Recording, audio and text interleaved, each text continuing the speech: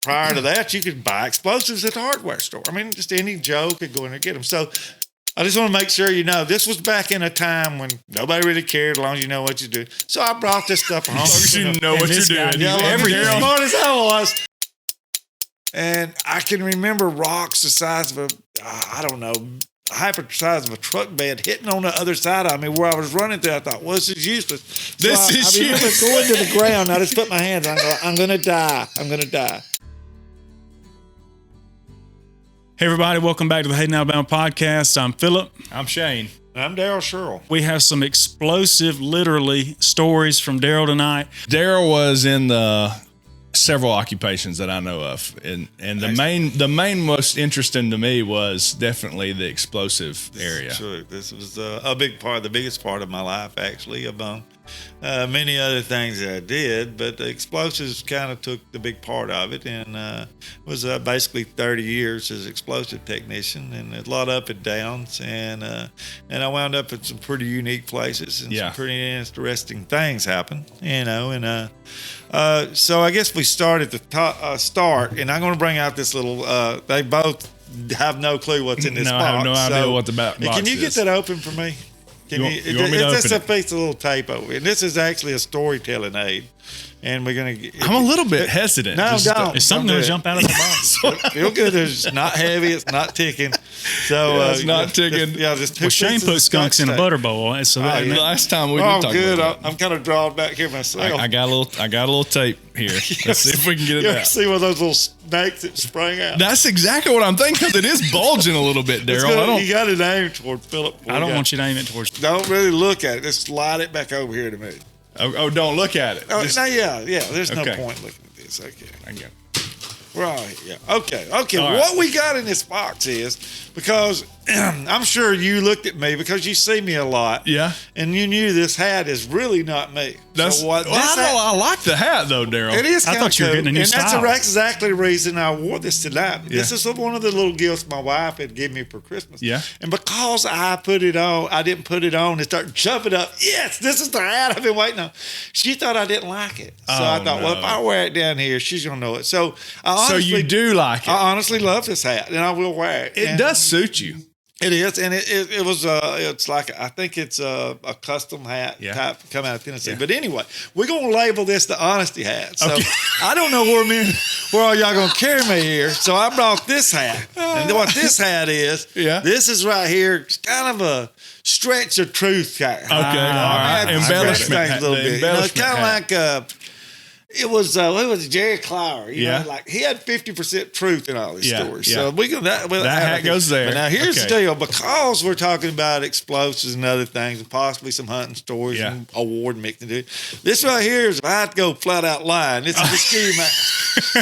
So we're gonna this could come into play here. So I'm gonna put this box out. You won't believe this, but I thought about tonight. I said, some of these guests that we have on, we may have to start masking them in a way that they absolutely.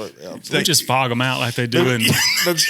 First thing I'd like to say is, before we actually get started, I really like to say I like what y'all are doing here. I appreciate this because I think it's not only good for the community, but it's a combination of things. It's educational. Yeah. It's humorous. It's just a good thing, and that's whatever that's what everybody wants. Well, and the reality is when we talk to people, I mean, this is the man. This is Daryl, right? I don't know if I'd say but what I mean is, this is the truth. Like, there's no edited. Hey, Daryl, you got to act this way. You got to act that way. This is, hey, Daryl, just come on and tell us some stories about where you've been and what you do. And so right now you've got the honesty hat on. I do. I'm wearing it. And we'll just leave that on for right now. I'm keeping my hand on this one because I know it's going pretty close. So we'll see. Okay. We'll see where it goes. So, very good. Now that we got the hats open, we got the box open. Those snakes so we're going to go off into occupation. So I'm just going to go ahead and I got to get rid of this. So you stay real close, honesty. If I brush back over my career, I think about, all the, we was sent all updates and re-educating on explosives because technology and it's really crazy now how much technology is in the world of explosives. Yep. But it's all high tech, it's all computer program detonators and they got drone, and they're doing laser profiling and stuff. All this stuff is, how it's things really changing. Really high tech, which is what got me out of it. Cause I thought, whoa, this is too much for me. I'm not really high tech. No. But, back in the day when I was my highest knowledge of explosives was about 3 months after I got to working with it. I knew everything about it. And, out of the gate. 3 months in, I know it all. I was a pro, buddy. I mean, I was ready to go. You want to know about explosives? I was glad to ask. So I'll never forget this. And my oldest brother, Max, he's been living up in Pigeon Forge area for about 30 years. But back in the day, he was clearing, and these people well. And this is a local story. So Laddie Lewis was having my brother. He had equipment, and he was clearing some property. And anybody that knows anything about clearing land or for construction, when you hit a big sweet gum tree, you got problems. It's absolutely the rough, toughest tree in the continental United States to dig up. So he called me. I was at work in the mines, and he said, "Hey, I got a big problem here." He said, "I've been spending a half a day on this stump, And what it was the mother of all sweet gum stumps, and it had the big one in the middle. It was huge. It was as big as this table, and it had like 7 or 8 small ones growing up around it. Yeah. So when he said, "Can you do anything to help me? Can you get some explosives down here?" And I said, "Sure. We'll take care of these," because I knew everything. No problem. That's no problem. I know how to do that. I was actually excited about this. I wanted to leave work early. I'll take care of this thing. So when I get there, you have to know my brother. He was a lot smarter than I was, even though I knew everything at that point. So when I get down there, he had dug up the whole world. This thing was on the fence line. And of course, Laddie and him was up there. And so I brought home some stuff, and it was at that time it was kind of new technology. It was where you could shoot explosives in wet environments and stuff. And they had this product called what was it? The TNC 600, I think was what it calls. And it was a slurry, a water slurry, and everything. But the deal was like ammonia nitrate. Everything it's got a detonating velocity. Like ammonium nitrate, like they used on Oklahoma City, detonates at about 1,300 feet per second. So that's expansion rate, and that's basically what explosion is. It's expansion starving for oxygen. And so, but this stuff was kind of uncontrollable. We didn't know much about it because I think it detonated like 27,000 feet per second. This stuff is violent. So it was hard to control, Yeah. And it's like the product they call emulsions they use today if they pump in the truck. So anyway, I get there with it, and I had several sticks of dynamite, these hard cast boosters and everything. And, this was in a day, I need to go explain this. This was in a day when nobody really cared about explosives. It was much less we'd regulated. deliver explosives like to the county, and you just throw them in a box. It had no lock on it. It was legal. So, and prior to that, you could buy explosives at the hardware store. Just any Joe could go in there and get them. So I just want to make sure this was back in a time when nobody really cared as long as you know what you do. So I brought this stuff home. As long as you know what you're doing. As smart as I was. And so I brought it out there, and I started poking dynamite in there, And packing it in. So my brother says, "Oh, you ain't been digging this stump up." He said, "Put some more in there." And I was getting frustrated with me because he was forcing me. I said, "No, I don't think so. I think I don't want to get too much in here." Yeah. And he said, "Well, what is that product there?" I said, "That's that new TNC 600." He said, "Well, put some of that in." Put it in there. Oh yeah. So it kind of sliced off like Jello. And so it was little chunks, and I thought, you know what? I don't think you need to put that much. And he was like pushing me back. Get away. I don't know what I'm doing. I thought, okay. So I boiled over there. I thought, okay, you know so much. I'm the explosives expert. Yeah. Stick it in there. Yeah. So he did. And we get back there. Of course, we're stretching wire back. And I think these rolls of wire was like, was using an electronic detonator. So I rolled his wires like 300 feet per row. So I thought, I better go another row. So 600 feet away, we're all standing out here to pick up. And I was worried. 200 yards? I was worried. 200 yards. Yeah. And we're standing there just kind of loosely on the back. So I hook it up to this blasting machine, and nobody there, including myself, knew what was about to take place. Didn't have a clue. I had no clue what was fixed to happen. So as soon as I hit that little plunger, you push a button and you twist it to the right, and it went off. All I seen was a blur. And it was just like, there was stumps come by us up. It warped 5 speeds. I mean, they was skipping this. And I watched one go across a soybean patch, just sitting at over 100 or 200 feet. I thought, geez. Well, one come by us when the dust closed. Mr. Laddie was old then.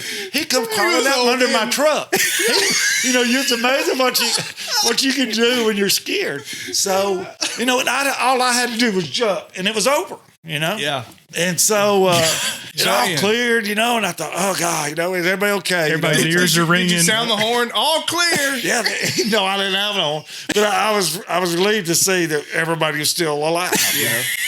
Relieved. So the next thing is like everybody's like, wow, let's go see what we done here. And let's look at the damage. This is the first time I ever seen a real crater. Yeah. And so we go out there and there's nothing but this giant hole as big as this building. Yeah. And I looked down in and I thought, well, Stump's gone. So we went around. We seen some of them take off and skip across the soybean patches and whatever, and across people's pastures and stuff. Yeah. And they was all the small ones. It was around this huge stump. And I thought, what happened to the big stump? Yeah. And so we all determined that because explosives was stuck there, it just disintegrated in a million pieces. So, we satisfied. So we roll that up. And of course, no longer digging the stump up. He said, I just got to fill this huge hole. Now we got to fill the hole. So we're going out that evening. We drive down here and we drive across the pasture and we hit the road. What is that little circle around there? Yeah. Whatever the name of it is. Holt Circle or something like so that. So I turned to the left going home and I look in the middle of the road and I said, something's hitting the highway down here. This is over a quarter of a mile away. And I looked, the fence was ripped up. Oh. And I looked way down across the road and there was that stuff. Oh, my goodness. What could have happened? What could have possibly went wrong here? So anyway, that was that story, and that was back in the stump did not disintegrate. It did just not. It moved itself. It launched. Mm-hmm. And of course, have you heard? I mean, after we aired this, you may hear from Elon Musk though. He may want you down there at Elon Starlink. Yeah, he may do it. For launching the well, let me ask you this. Before that time, had you shot anything with that Jello, or was this the first time? We used it, but we used it in real confined space. Drill boreholes, 125, 150 feet deep. Yeah. So your rock is absorbing all the energy. Well, and that's what the rock's supposed to do. And it like you said, it absorbs it. It does. It just fractures it because it has so much force around it to keep it down. It's exactly. The stump did not have that amount of force. No, and it was a real big overkill. It became a rocket ship. I can't believe that, man. So what did you feel like? So when you're driving down the road and you realize that the fence is tore up, the road's tore up, and that was that stump. What were you thinking at that point? Where did your stomach end up? Well, I'm going to be honest with you. That was the start of it belittlement. I need to learn about it. I really do. I don't know as much as I thought. But, we had another thing, and this was when they was rebuilt. Do you remember the old H&S garage that sat right on the road? Do you remember? I don't remember. It was a tin building. Was it on 160? It was, and it's where H&S is now. So they built it back. But this was another year or two around the road, and then gained some more knowledge. Yeah, they got a little bit smarter. I got a little smarter, and but I was more cautious. But he was building this new garage, and they needed these big cylinders, that lifts a car to go to the ground. These things were big, So they had hit rock. And he calls and says, hey, can you shoot this rock for me? I said, sure, I'm sure. And so they had already actually drilled the holes. And because of incidents like I went through this stump and other things along the trail, I learned to be a little more cautious. So we get it loaded. And he said, look, I don't want to drill out here drilling again. I want to get it all at one time. I thought, well, okay, we're going to do just that. Yeah. So the hose were dry. So we used a buck explosive. We used ammonium nitrate, just basically same chemical makeup as the farmer used, but it's more absorbent for diesel fuel now. So anyway, I loaded that up pretty good, and we covered it up with dirt. And he said, do you think I should put one of these cars? I said, oh, absolutely. I said, we need to pull a car. So you had this old junk station wagon. And he drug it out with that wrecker, and he puts it right over that hole. Well, at that point, I felt pretty comfortable. Yeah. But there was the unknown again. Here we are, and we're only about 150 feet from this. So we back down the highway. And there was the same thing that I told you a while ago. Nobody there knew what was fixed to take place. Yeah. And so the minute I hit that thing, that station wagon left here. It left here. It looked almost like a cartoon. It went up and it got like a little matchbox. No way. And it just slowly, like in slow motion, it flips back over and here it comes back down. It comes back. At that point, everybody said, we got to clear out. Got so here to go. was Bill Smith and everybody running for their life. Yeah. And that car come back down and slammed right in front of us. My gracious. Awful noise. And then everybody just kind of looked at each other.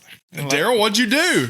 Daryl? But I don't know if you ever knew Bill Smith, but he's like, wow, let's do that again. They liked it. So, but, that was just another one of them mishaps. And I think I mentioned to you the story about Uncle Hugh, when we shot that's another, all this stuff happened around here close because that's where I live. But, what was that one? Well, this is Shane's Hubert Thomas, right, and he passed away several years. But I worked with Hugh at American Bridge when I first came out of school as an iron worker apprentice, and that was another one of the different hats. He's a hardworking man. Oh, he was a tremendous, and I loved him to death. But he would work, and Hubert, I thought he was really old. How old was he when I worked with him? I don't know, probably upper 40s. But he'd work out any 5 or 6 young guys there, he would put them to shame. Yeah. And he'd go that way all day long. But I loved him. I mean, he was just a great guy. And what that's got to do with this next story, up to what we call Cargo Holler, which is the creek it dumped out in front of Hugh's house. And I actually drove by it today, and I looked off in there because I couldn't remember how. That's pretty deep off of 160. It's really deep, yeah. And you may have seen it yourself. Oh, yeah. So anyway, back in the day, we did a lot of roaming, and up in there was just huge beaver dams. I'm talking about, this is the biggest, this thing was literally 10 foot tall, and it backed that whole holler with water. And then there's just a part of me that wanted to see it go away. I got to get rid of that beaver dam. So we load this dam up with about 3 or 4 charges, and we set this thing off. And it looked like some kind of war over in Africa. They was sticks coming down and spears. We was running through the woods. And I look back, and I look at this wall of water like a, what do you call those Japanese tsunamis? Yeah, tsunamis. What do we call them? This wall of water is coming down this holler. At that point, I was like, oh, my God, I'm fixing to take out 160. Yeah. So, and it looked bad. I mean, you just wouldn't believe how much water. So we wanted to at least get down there to see it. So we jump in this truck. Oh, yeah, you got to see it. We're going to wash out 160. We need to see it go. How slow water moves, It's like, so we drive straight to this thing, and I look down the creek. So we stayed there 3 or 4 minutes, no water. I thought, I know this is the creek. So we drove up the road, and I thought, well, maybe there's another little creek up here. Maybe I missed it. Not there. So we come back, and we just parked the truck. And I thought, well, obviously hadn't got here yet. So we're standing there, and I wanted to be ready to go because I didn't know what was unknown. So about that time, Uncle Hugh spots us over there. We're standing over there above the creek, and he comes over there. I thought, oh, this is not good. This ain't good. I think I may have to get that boggin out. Yeah, get your other hat on, Daryl. So he says, what are you boys doing? If he goes to the live part, we was just thinking about getting some crawfish down here to go by the trot line in the river. Yeah. He said, well, I can tell you one thing. You're not going to get them standing up here on the road. And I thought, go down there. Yeah, but I'd really like to stay up here. I don't want to be down there. So anyway, by the time we had to go down there because we just told him what to do, we hear it. You hear sticks are breaking. Uncle Hugh says, what the devil's name is that? He said, is those cows coming down here? And we knew what it was. But thank God that it didn't just come as a wall. It done hit and spread out, slowed itself down. So what we've seen is a gradual coming up. But in my mind, I could just see that same tidal wave washing out a big chunk of 160. Yeah. And I guess jail, maybe. I don't know. What Uncle Hubert had to say about that? What did he say? Well, somebody's dam must have broke. Yeah, he said, that's the first thing he said. He said, somebody's dam must have broke. It did. It did. He was right. Anyway, in these big quarries and stuff that I would shoot, they'd have you underneath a rock truck. And some of them actually had these shooting drums that was real thick steel. But I've had them things with me inside them, just rocks hammering them, It's terrifying, at first. It's very dangerous. You get used to it. Yeah. but I'll never forget it. And I'll try to quicken this story. I was shooting some in Wedowee, Alabama, and this was not many years before I retired. But I started that quarry down there, and a guy named Rod, and I hope he ain't listening to this podcast because I'm going to tell you the story.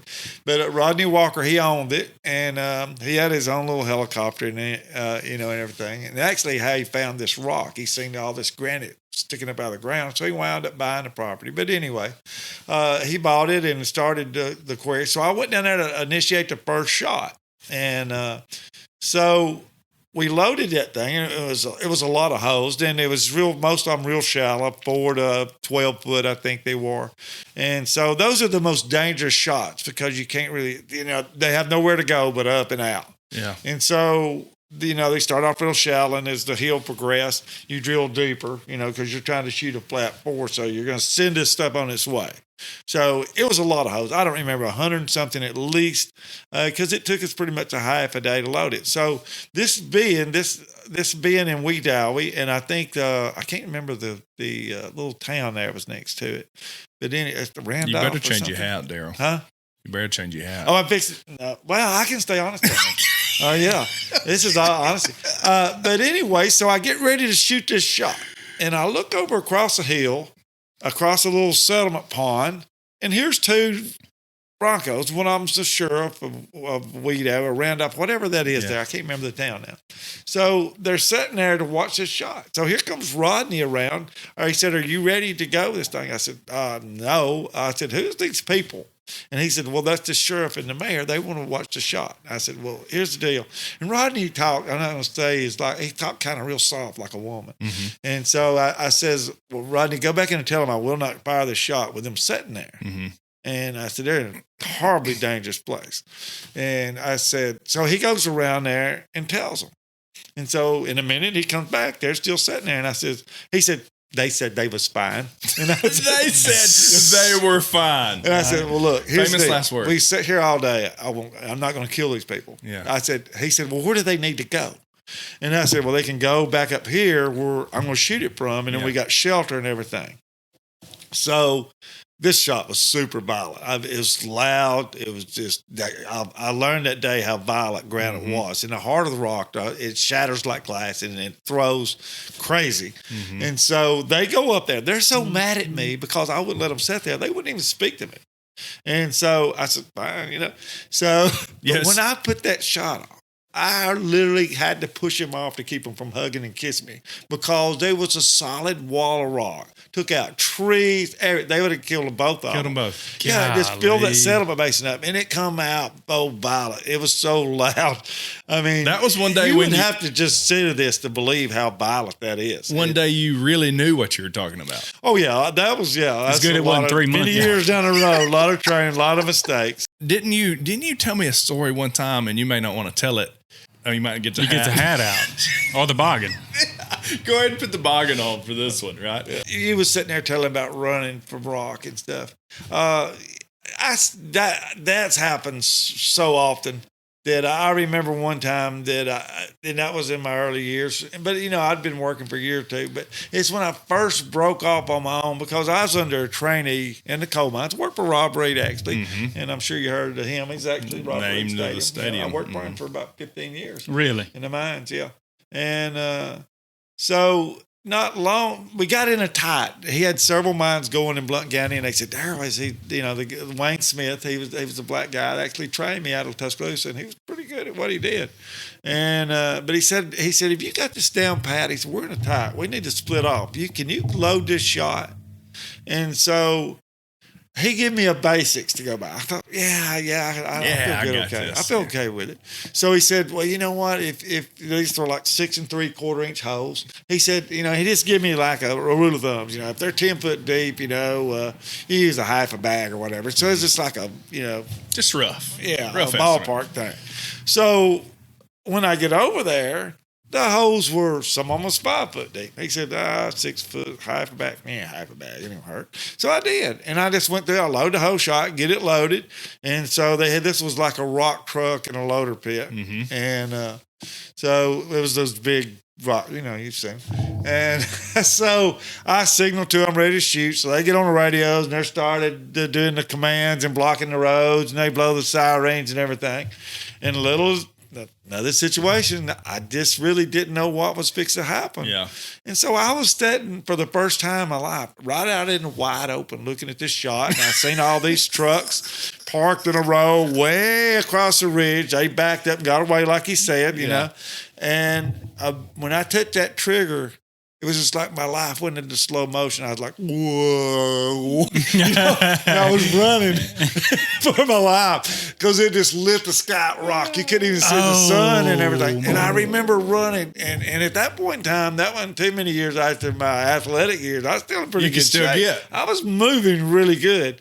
And I can remember rocks the size of half the size of a truck bed hitting on the other side of me where I was running through. I thought, well, this is useless.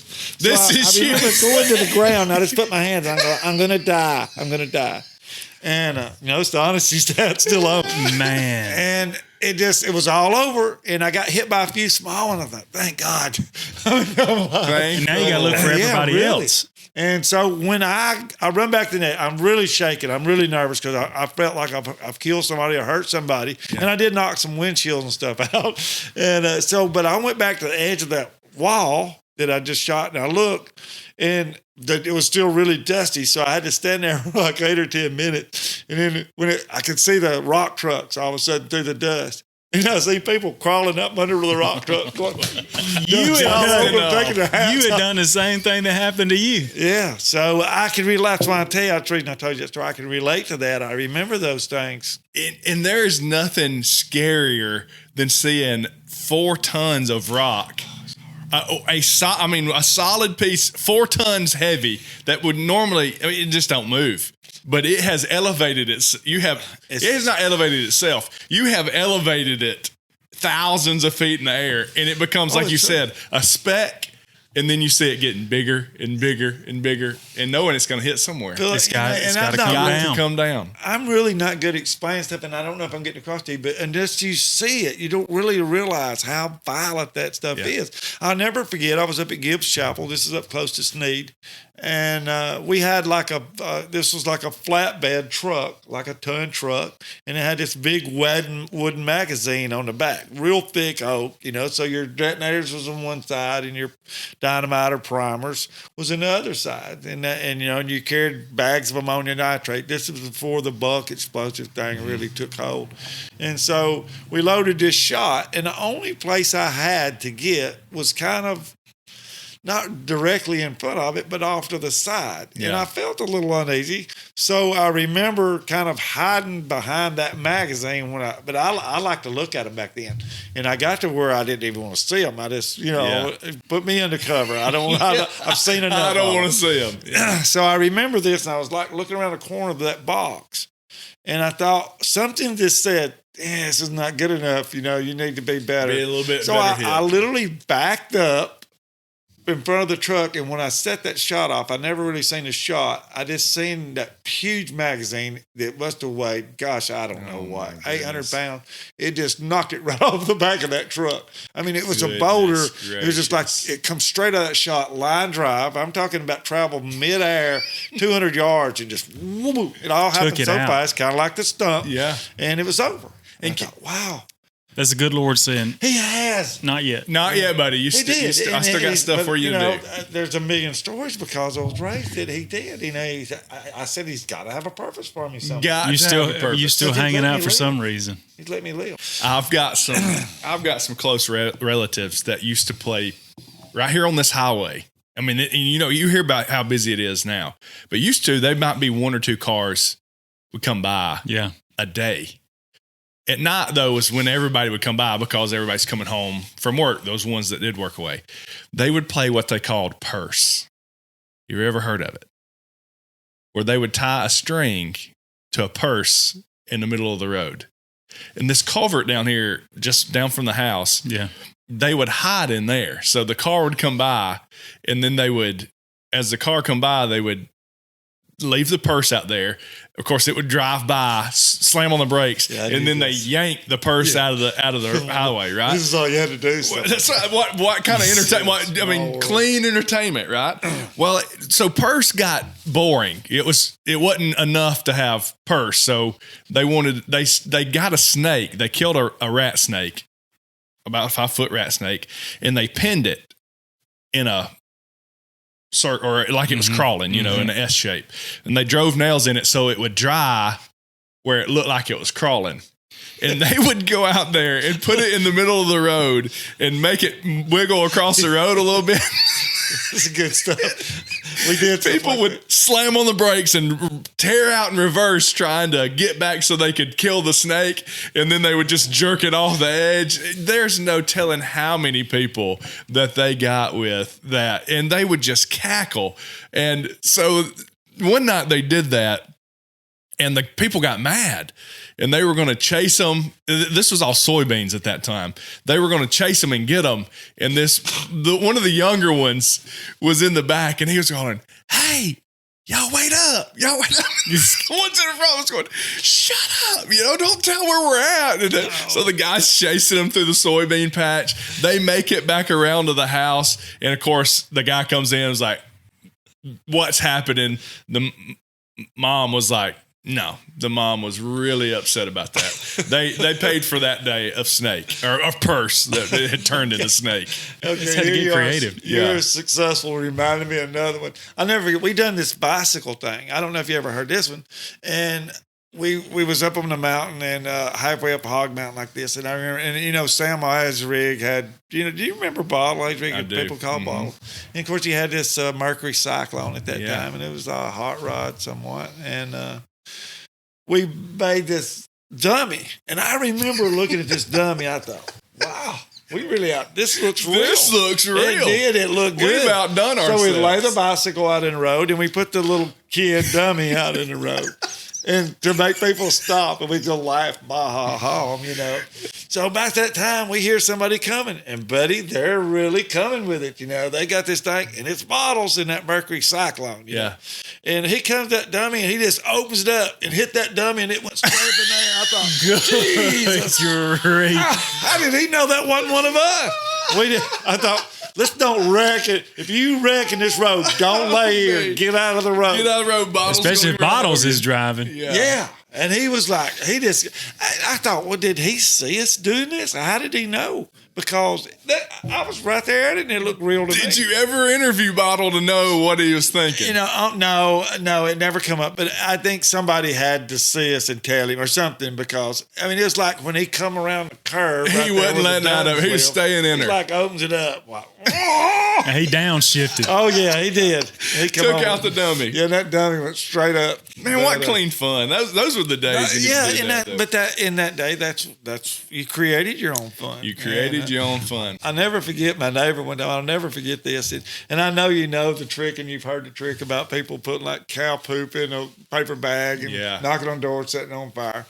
And so this was long about, I'm going to get back before both of your time here. But this is when, and there was a few movies about UFOs. There was like a something counter of the third kind or something. Yeah. It come out in the theaters and stuff. So you started to see it, and it was kind of like these Chinese movies, today's technology with like what is the creature the Chinese always run? Godzilla. Yeah. And now it's a joke because everything, we can make things look real now. Yeah. So it was kind of that deal, but I would never forget, this was the UFO thing was starting to come on the scene, kind of like, they made a movie about Sasquatch. Y'all brought up the Panther thing, but they made a movie about Sasquatch back then. But anyway, so we thought, this UFO thing. So we took an old welding hook and we wrapped it up in tinfoil. And to her, it obviously looked pretty real.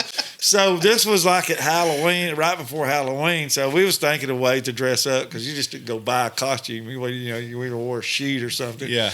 And so I remember we thought, well, let's do the sack deal and the UFO deal. So we go for a step and we set that sack down, set up front. I knock on the door and they had this 6-pane window, it's like this, just like that one. And that's 9, ain't it? Yeah. But anyway, I was looking through the window of that mask and she heard us knock. She turned around and looked. She just immediately clapped. She passed out. She's had a heart attack. It's just kids. So did I kill her? Did I kill her? We never got to the sack part where she opened it. Oh man, the ET or the ET, the extraterrestrial being just that was me. caused her to pass right out. Yeah, that was pretty funny stuff. But that's kind of like you're saying. You created your own fun back in there. For sure. And I was really destructive kid when I come up. If they give That me makes a lot. Everything's adding up. It now. all ties in. I'm telling you, it's all fixed to come to a head right here. But I was really destructive. I tore stuff. I didn't care. I was just a nonchalant. I didn't care about anything. Yeah. If they give me something to Christmas and it had a motor in it, I wanted to tear it apart. See what made it go. And it made me a creative person because I'd take the motors out and build something else. Well, it was fine in what it was, you know. So we went through you may not have heard the erector sets and you would build and put little motors on it. Stuff drove me crazy. I loved it.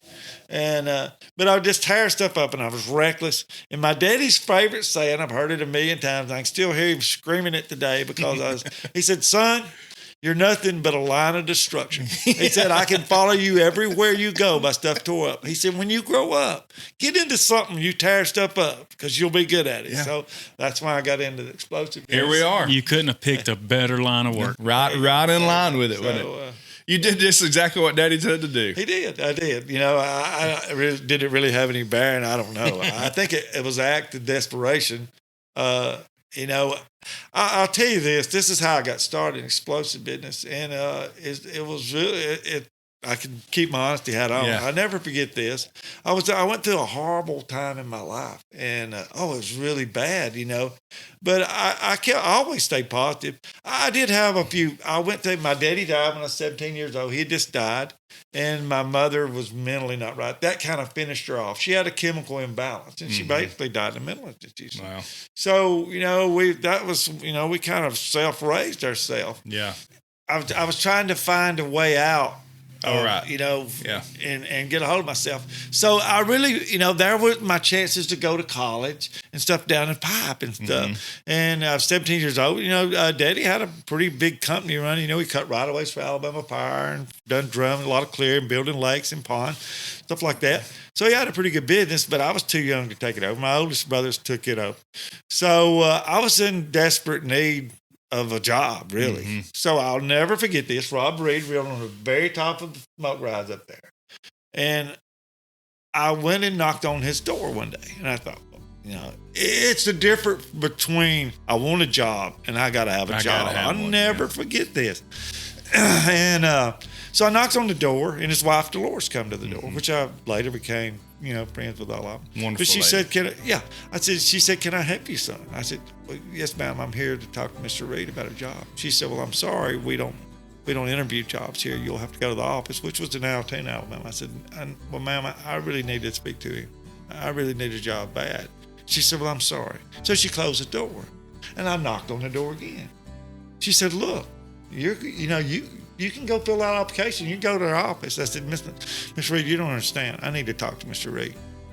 And so about that time, I seen him stick his head around the corner. He said, Dolores, let that kid in. He said, anybody that wants a job that bad, I'll find something to do. So I never forget that. And that was it. That was the interview application. So he called me in his house, and he said, son, I don't really have anything for you to do. He said, but you be at that bottom gate at Altoona Mountain at 6 o'clock Monday morning. We'll find you a job.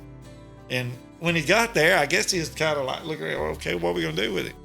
Let's put him on the blasting crew. Put him on the blasting crew. That's how it all started. The rest is history. And, I've seen some crazy stuff happen, but it was educational, but it was kind of from where I advanced to in the later years, I was pretty barbaric. It was old time blasting and stuff. And well, that's going to do it for this episode 48, I think. 48. It's going to be honest. There you go. Get the honest hat back on. Get honest. Well, we're going to tie it up. This is Hayden Alabama Podcast. I'm Philip. I'm Shane. Daryl. We'll see you next time.